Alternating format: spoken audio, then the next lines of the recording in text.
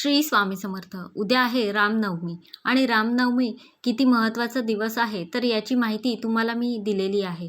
रामनवमीच्या दिवशी तुम्ही जर यातला एक जरी उपाय केला तरी तुमच्या आयुष्यातले दुःख, अडचणी, संकट दूर जातात आणि आपल्या आयुष्यामध्ये आनंद येण्यासाठी त्याचा खूप फायदा होतो. बघा, प्रभू श्रीराम हे भगवान विष्णूंचंच एक अवतार होते. तर त्यामुळे या दिवशी तुम्ही भगवान श्रीरामांच्या मंदिरामध्ये जा किंवा जवळपास तुमच्या इथे विष्णूंचं मंदिर असेल तिथे तुम्ही जाऊ शकता किंवा तुमच्या घरामध्ये श्रीरामांची मूर्ती असेल किंवा विष्णूंचा फोटो असेल, मूर्ती असेल, त्याच्यावर आपल्याला अभिषेक कसा करायचा, कुठला नैवेद्य दाखवायचा, म्हणजे रामनवमी थोडक्यातच आपल्याला घरी कशी साध्या सोप्या पद्धतीने साजरी करायची आहे. तर या उपायाविषयीची संपूर्ण माहिती जाणून घ्यायची असेल तर व्हिडिओ स्किप न करता संपूर्ण बघा आणि चॅनलवर पहिल्यांदा आला असाल तर सबस्क्राईब करा आणि बेल आयकॉनला प्रेस करा, म्हणजे जेव्हाही मी नवीन व्हिडिओ अपलोड करेन त्याचं नोटिफिकेशन सगळ्यात आधी तुम्हाला मिळेल. आणि नक्की तुम्ही रामनवमी घरच्या घरी साजरी केली नसेल तर अगदी सोप्या पद्धतीने तुम्ही नक्की साजरी करा, कारण हा दिवस जो आहे तर हा खूप महत्त्वाचा आहे. महिलांनो, दादांनो, तर त्यामुळे हा दिवस आपल्याला वाया न जाऊ देता छोट्या मोठ्या काहीतरी सेवा आपल्या हातून होऊ द्या, की जेणेकरून मग ते जे काही काम आपण केलेलं आहे, ते जे सेवा केलेली आहे त्याचं पुण्य आपल्याला मिळतं. आपल्या पुण्यामध्ये काहीतरी भर पडत असते आणि मग संकट अडचणी ज्या आहेत तर त्या येत नाहीत. तर बघा, रामनवमी हा दिवस महत्त्वाचा असल्यामुळे या दिवशी काही उपाय केल्यामुळे प्रभू श्रीरामांची कृपा आपल्यावर, कृपा आशीर्वाद जो आहे तो आपल्याला मिळतो आणि हे उपाय अगदी सोपे आहेत.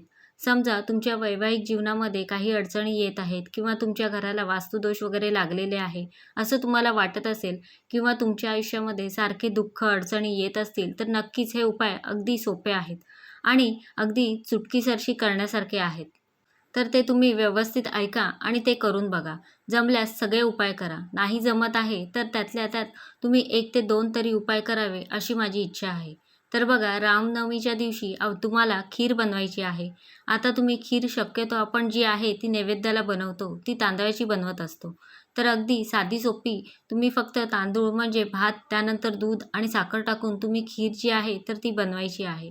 त्यानंतर ती खीर तुम्हाला संध्याकाळी 6 ते 7 नंतर जेव्हा चंद्र वगैरे दिसायला लागतो, तर त्यावेळेस तुम्ही थोडा वेळ चंद्रप्रकाशामध्ये ठेवा आणि ही खीर जी आहे तर ती तुम्ही पती-पत्नी मिळून घरातल्या सगळ्यांनी ही प्रसाद म्हणून थोडी-थोडी खायची आहे. हा उपाय केल्यामुळे काय होतं, वैवाहिक जीवनामध्ये नवरा-बायकोमध्ये काही मतभेद असतील, काही गैरसमज झालेले असतील, की माझे मिस्टर आणि मी वेगवेगळे राहते, आमच्यामध्ये भांडण झालेले आहे, तर माझा परत संसार सुखाचा होण्यासाठी काहीतरी सांगा. तर अशा वेळेस समजा स्त्री एकटीच असेल, म्हणजे नवरा दुसरीकडे असतो, तर त्यावेळेस तिने जरी हा केला स्वतः किंवा नवरा दुसरीकडे आहे, एकटाच असतो, तर त्यांनी एकटा केला किंवा तुम्ही दोघं मिळून सोबत असाल, तर सोबत जरी तुम्ही हा उपाय केला, की ही जी खीर आहे, तर ती प्रसाद म्हणून तुम्ही खाल्ली, तर नक्कीच तुमच्यामधले गैरसमज दूर होतील. नवरा-बायकोचा एकमेकांवर विश्वास वाढेल, प्रेम वाढेल आणि जो काही दुरावा आहे, गैरसमज आहे, तर ते सगळे दूर होतील. रामनवमीच्या दिवशी नक्की तुम्ही हा उपाय करा.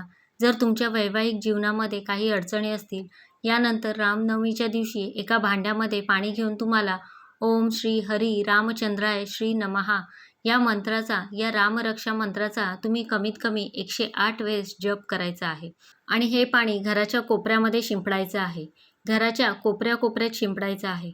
हाताने शिंपडा किंवा एखाद्या आंब्याचं पान वगैरे घ्या, तर त्याने तुम्ही शिंपडा तरीसुद्धा चालेल. हा उपाय केल्यामुळे वास्तुदोष जे आहेत तर ते दूर होतात. घरातली नकारात्मक ऊर्जा जी आहे ती संपते आणि परिणामी सकारात्मक ऊर्जा वाढून आपण जे काही सेवा करतो, उपाय करतो, जे काही कष्ट करत असतो, तर त्यांचा घरातल्यांना फायदा होतो. कष्टाचं फळ मिळतं आणि घरामध्ये आनंदाचे दिवस येतातच. तर त्यामुळे न विसरता तुम्ही, आणि वास्तुदोष बघा, प्रत्येकाच्या घराला थोडं-थोडकं वास्तुदोष लागलेलाच असतो. त्याला बऱ्याच गोष्टी कारणीभूत असतात. आपण आता सांगू नाही शकत की या कारणामुळे की त्याच कारणामुळे. तर त्यामुळे नेहमी तुम्ही वास्तुदोष निवारण्यासाठी काही छोटे-मोठे जे जमण्यासारखे उपाय आहेत, तर ते लवकर होतात ते तुम्ही नक्की करत जा. कारण वास्तुदोष घालवणं हे तितकंच महत्त्वाचं आहे. आपलं घर आपल्यासाठी सर्वस्व असतं. तर त्या घरामध्ये वास्तुदोष असू नयेत त्यासाठी आपल्याला हे उपाय करायचे असतात. ठीक आहे. यानंतर दुसरी गोष्ट म्हणजे तुमच्या घराच्या जवळपास कुठे राम मंदिर वगैरे असेल, विष्णूंचं मंदिर असेल, तर नक्कीच तिथे जा. तिथे तुम्ही विष्णूंना फुलं अर्पण करा, हळद-कुंकू, अक्षता अर्पण करा, पिवळ्या रंगाचं फळ अर्पण करा, पिवळ्या रंगाची फुलं अर्पण करा आणि मनापासून जे काही मनामध्ये आहे, दुःख, संकट चालले आहेत किंवा नेहमी मागितलंच पाहिजे असं पण नाही. मनापासून प्रार्थना करा, नमस्कार करा आणि हे केल्यामुळे तुमच्या आयुष्यातले जे काही दुःख आहेत ते आता चाललेले आहेत किंवा पुढे तुमच्या नशिबामध्ये काही दुःख, संकट लिहून ठेवले असतील तर ते जाण्यासाठी, निघून जाण्यासाठी, आपल्या आयुष्यातून कायमचे दूर जाण्यासाठी त्याचा खूप फायदा होत असतो. आणि अजून महत्त्वाचं म्हणजे प्रभू श्रीराम म्हटले की आपल्या डोळ्यासमोर हनुमानसुद्धा येतात. हनुमान हे प्रभू श्रीरामांचे कट्टर भक्त होते.